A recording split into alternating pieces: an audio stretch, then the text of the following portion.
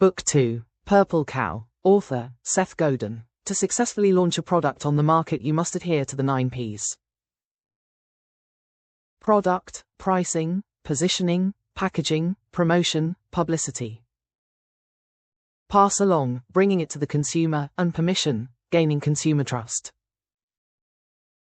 In this case, the points should not contradict each other. You should not sell a puree dish for the elderly that tastes like baby food, as it not makes sense. As you may have noticed, one item is missing, and that is purple cow. Products of the same type become so familiar to us that they begin to bore us. And when a product appears that is different from everyone else, i.e. purple cow, he captures the attention of everyone around him, at least for a while. Therefore, you always need to keep in mind what you can bring to your product or service that will attract attention. Previously, the basis for promoting any product was its advertising. The more advertising, the more sales. Now people are too busy to pay attention to annoying advertising, so we need to look for other methods. For example, you will be hard-pressed to sell another yoga book that is no different from thousands of other similar books. The old rule was, make ordinary unexceptional products and create great marketing for them. The new rule is, create great products and people who want them will find them. Previously, the diagram looked like this. The more money was invested in advertising, the more people bought the product. You need to make sure that there are many more innovators. For example, an advertisement for a Beetle looked like this. It was radically different from advertising of other cars, which caused a boom in its sales. But even in this case, it was the delivery of the ad that worked, not the ad itself. Because before that, no matter how much they were advertised, their sales were declining. The Purple Cow's products also include Starbucks, Linux, Pop-It, and many others. Although today these are already boring products, but the first takeoff allowed them to find their niche. There are several ways to turn your product into a purple cow. First, instead of making a higher quality product based on a standard consumer behavior model, try changing that model so that your standard product performs significantly more efficiently. For example, in all buildings, the elevator stopped at each floor where the button was pressed, causing people to wait for some time. Therefore, in one of the skyscrapers in Times Square, they came up with the following system. When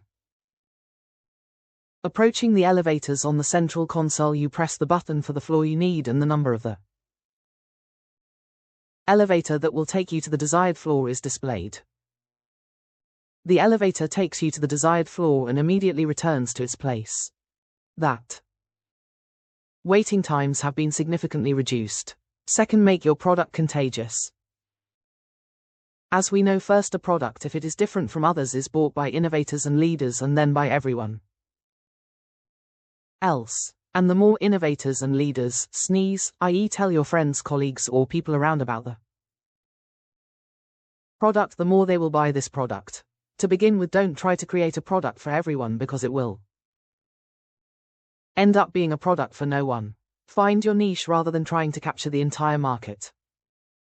In this case, you will be much more likely to be talked about. And your product should be initially attractive, interesting, or funny. If you try to make him look like this with the help of advertising, nothing will work. Third, if your product has little chance of a great future and you are sure that interest in this product will decline, you should not invest in a dying product, but rather reinvest the profits in creating something new. Make a profit from your product while it lasts, while reducing research costs, raising the price of the product, and using additional profits to develop more interesting and radically new products. What's the point of spending money on scientific research for an already existing and working product? This is what Procter & Gamble did with Tide. As soon as Tide was released, there were a lot of people, the so-called sneezers, who praised it to everyone. Now no one will talk about it anymore, and therefore the demand curve will no longer rise. Here are some purple cows. What makes Ducati different is that it doesn't make motorcycles for the Entire market it can afford to specialize in high-margin amazing motorcycles that sell out quickly every year. Wendy's fast food restaurants don't have a static salad menu but can make salads to order on the spot for both kids and adults. And JetBlue Airways has very low prices for flights. There are never congested airports and all the employees are quite young so they can answer all your questions. Fourth, differentiate your customers. Determine the most advantageous group that will sneeze. Determine how you will develop, promote and reward each group. Pay absolutely no attention to everyone else. Remember, your advertising and product are not for everyone. There's no point in catering to clients who don't talk about you. By targeting the core consumer audience and tailoring their product to it, marketers are throwing away money. These companies make spicy food less spicy and an extraordinary service less ordinary. The larger the audience you're targeting, the more money you'll need for marketing. As a result, the advertising company will ruin you. But if you target your marketing to the sneezer's first word of your product, is guaranteed to spread. To give a good example, Chip bought himself a hotel in a rather unattractive location. Few people stayed there and he himself understood that the hotel was not suitable for everyone. So he repainted it with bright colors, put music magazines in the rooms and made a swimming pool. After that he began inviting visiting rock stars to stay with him, and it worked. Quite deliberately ignoring the mass market, Chip created a rock hotel and the audience came to him on their own. Then think, why not launch a product that competes with your other product? Right now think about collecting the email addresses of at least 20% of your customers who like your product. When you collect them, think about what super special you could do for them. And your most loyal audience will start sneezing again. Fifthly, it is better to do nothing than to engage in marketing. Just to do something and show off. For example, Ben and Jerry's, if it didn't have some super flavor or super idea to promote its product, then it didn't do anything. Work on improving your product and then release something truly worthwhile. In the meantime, try restarting the good old classics. This way your employees will have a rest and will be able to create something really cool. The purple cow is a fairly simple and effective way to solve problems, but most people are afraid to stand out from others because they are afraid of criticism. But the worst thing you can face is going unnoticed. They criticize and scold those who take a step forward and are worth something. For some reason we decided that criticism leads to failure. We were taught not to stand out at school. We definitely had to write along the lines in the notebook, not ask too many questions and remember to do our homework. And it seems to us that the safest thing is to be the same as everyone else. But the ones who ultimately fail are those whose projects are never criticized. Remember, if your project is criticized, this does not mean that you are criticized. For example, Cadillac was criticized everywhere for their supposedly ugly Cadillac CTS car. And nothing, now cars are selling and very well. What does it matter to you that official critics didn't like the car? It is important that those who buy it like it. Or for example, in 2002 on the list of the most profitable films right after Spider-Man and Goldmember was My Big Fat Greek Wedding. In Hollywood this film was criticized for everything possible, and yet this project succeeded precisely because of what it was criticized for. It was an inexpensive, kind, unoriginal film for couples, but the market accepted it. You can't predict which idea will work and which won't. We need to try. If becoming a rock star was easy, everyone would be a rock star. The only thing you have to remember is that being boring is a 100% recipe for failure. Many people wait for someone to come up with something for them and then quickly copy it. Firstly, you will remain second since you will never overtake the leader. Secondly, you may choose the wrong person to pursue and generally ruin your company. And thirdly, when market conditions change, you will not have the experience to adapt to these conditions. Therefore, do not chase the leader, become something different from him. For example, Herman Miller saw that there were monotonous, boring office chairs on the market and therefore created Their own chair, Aaron, for $750.